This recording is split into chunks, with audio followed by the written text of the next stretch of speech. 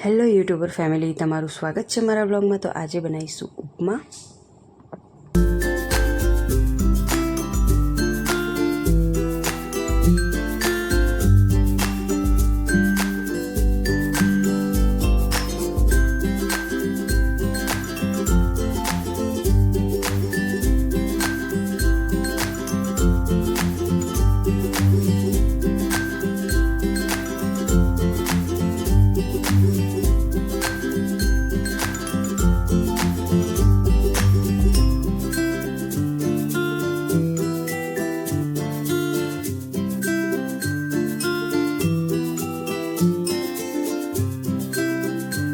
તો ઉપમા બનાવવા માટે પહેલાં સૂજીને આપણે શેકી દઈશું। તમે ઝીણી મોટી કોઈ પણ સૂજીનો ઉપયોગ કરી શકો છો। તો સૂજીને આપણે 1 ચમચી ઘીમાં શેકી દેવાની છે। તો સૂજી શેકાઈ ગઈ છે, તો મેં ગેસ બંધ કરી દીધો છે। તો ઉપમા બનાવવામાં આટલી વસ્તુનો ઉપયોગ કરીશું। ગાજર છે, કેપ્સિકમ, આ રેડ મરચાં છે, ડુંગળી, સિંગદાણા, કાજુના ટુકડા, અડદની દાળ અને ચણાની દાળ, કોથમીર અને મીઠો લીમડો, આટલી વસ્તુની જરૂર પડશે। તમારે આમાં વટાણાનો ઉપયોગ કરવો હોય તો કરી શકો છો, મેં નથી લીધા એ। તો પહેલાં આપણે પેન મૂકી દઈશું ગેસ ઉપર। તેમાં 2 ચમચી જેટલું ઘી નાખીશું। તમારે તેલમાં જો બનાવી તો પણ બની શકે, પણ જો ઘીમાં તમે ઉપમા બનાવશો તો એનો ટેસ્ટ જ એકદમ અલગ આવશે। તો ઘી ગરમ થઈ ગયું છે। તો હવે પહેલાં આપણે સિંગદાણા અને કાજુના ટુકડાને શેકીને પહેલાં બહાર કાઢી દઈશું।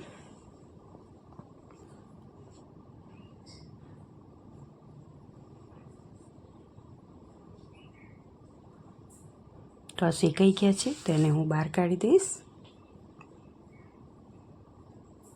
હવે આ ઘી ગરમ જ છે, તો હવે આપણે એમાં રાઈ નાખીશું। રાઈને બરાબર તતડવા દેવાની છે।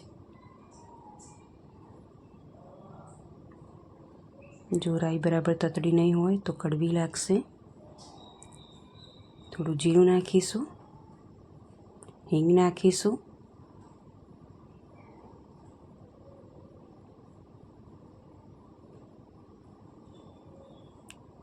હવે 1 લીલું મરચું નાખ્યું છે, અડદની દાળ નાખી છે। આનાથી ટેસ્ટ આવશે ઉપમામાં, એટલે ખાસ આ તો નાખવું જ। 1 ચમચી અડદની દાળ, 1 ચમચી ચણાની દાળ લીધી છે, એ નાખી છે અંદર। મીઠા લીમડાના પાન,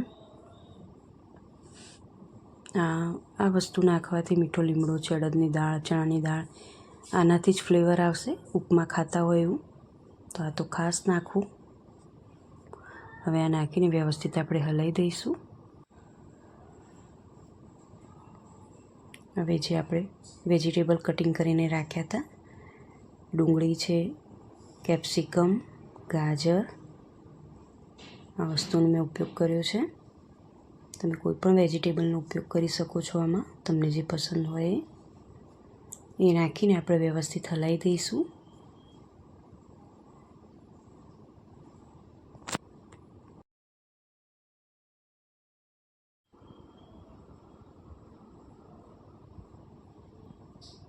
મીઠું નાખીશું થોડું, એટલે બધા શાક થોડા ચડી જાય।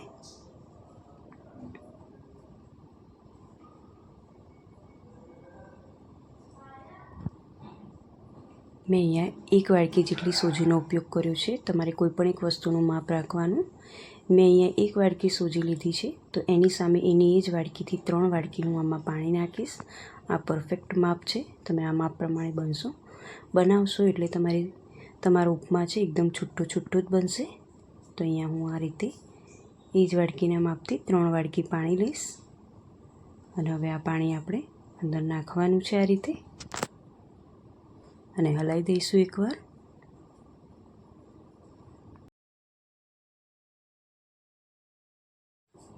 હવે આપણે મીડિયમ ગેસ ઉપર ઢાંકીને મૂકી દઈશું આને, એટલે જે બી અંદર શાક હોય થોડાક ચડી જાય, બહુ વધારે આપણે ચડવા નથી દેવાના એને। તો હવે આપણે એકવાર ચેક કરી લઈએ। લગભગ 3 થી 5 મિનિટ માટે જ મેં મૂક્યું છે આ રીતે। થોડુંક શાક નરમ પડે, એટલે કે ડુંગળી ગાજર થોડુંક નરમ પડવું જોઈએ, બહુ વધારે ગળવી નહીં દેવાનું એને। થોડુંક કડક લાગે છે, એટલે ફરી થોડીક વાર માટે હું મૂકીશ આને। થોડી વાર ઢાંકી દઈશ આને। ફરી 2 થી 3 મિનિટ રાખ્યું છે મેં. અને હવે પાણી ગરમ છે એટલે હવે આપણે એની ઉપર સૂજી આ રીતે નાખી દઈશું, જે શેકીને મૂકી હતી. અને સૂજી આ રીતે નાખીને તરત જ આપણે એક દિશામાં આ રીતે હલાવવાનું છે.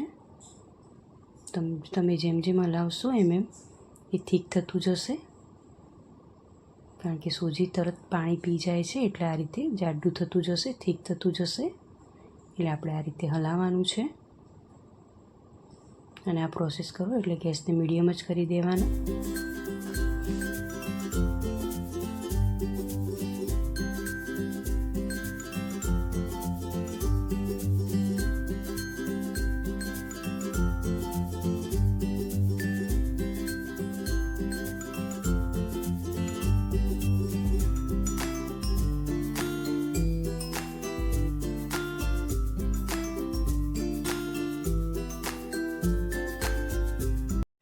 હવે આપણે ઢાંકી દઈશું 2 થી 3 મિનિટ માટે, એટલે સૂજી સરસ એવી ફૂલી જાય.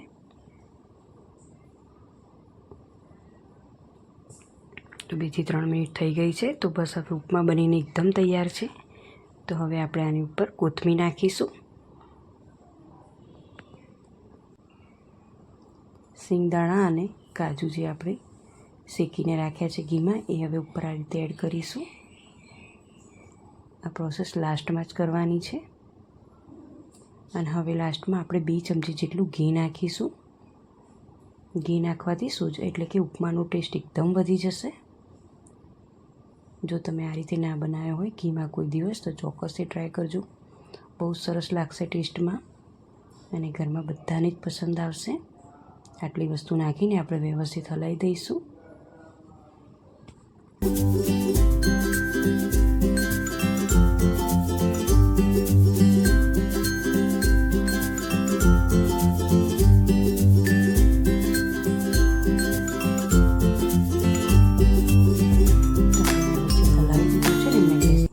બંધ કરી દીધું છે. અને હવે થોડી વાર માટે આપણે આને ઢાંકીને મૂકી દઈશું, કેમ કે કઢાઈ આપણી ગરમ જ છે. એટલે થોડી વાર આપણે આ રીતે રાખીશું. તો બસ રેડી છે ઉપમા ખાવા માટે એકદમ. જો તમને આ ઉપમાની રેસીપી ગમી હોય તો મને લાઈક, શેર અને સબસ્ક્રાઈબ કરજો, કોમેન્ટ પણ કરજો. છે ને એકદમ ઇઝી અને સરળ રીત. જો તમે કોઈ દિવસ ના બનાવ્યો હોય તો આ રીતે બનાવજો.